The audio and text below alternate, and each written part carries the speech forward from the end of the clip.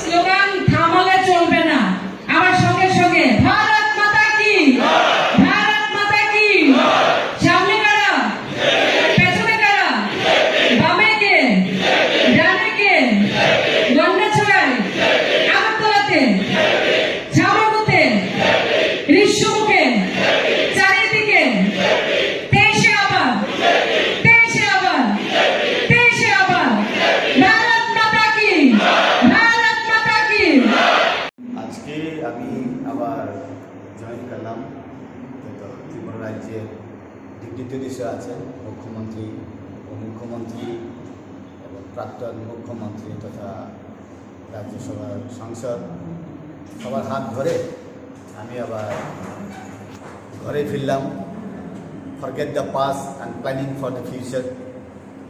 কারণ যখন ভারতের রাষ্ট্রপতি জনজাতিদের মধ্য থেকে হয়েছে সেদিন থেকেই আমি চিন্তা করলাম, yes, the India is unique.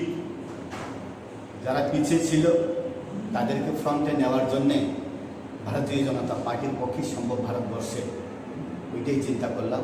এই জন্যে আমি আবার আজকে যে পলিটিক্যাল ক্লাস বা সাংগঠনিক একটা বৈঠক, এটা শুনে আরও পেলাম, শক্তি পেলাম। তো definitely sit together, plan together, work together. এই জন্য forget the past and planning and remember the future, এই জন্য আমি আবার কাজ শুরু করব। পার্টি যে দায়িত্ব দেবে এটাই করব, কিন্তু পাহাড়ে কাজ করার অনেক স্পেস আছে। কারণ ডেভেলপমেন্ট প্রত্যেক ঘরে ঘরে পৌঁছে, কিন্তু প্রচারটা আরও করা দরকার। কারণ বিশেষ করে পাহাড়ে এখন জলের সুবিধা না থাকা সত্ত্বেও কিন্তু ঘরের সুবিধা আছে, রেশনের সুবিধা আছে। প্রত্যেক ঘরে ঘরে, প্রত্যেক বিপিএল পরিবারে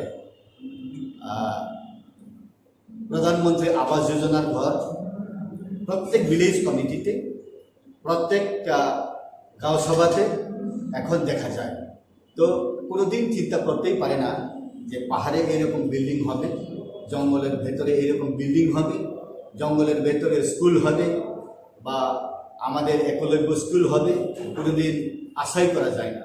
তো মানুষ এখন পাহাড়ে না চাইতেই পায়।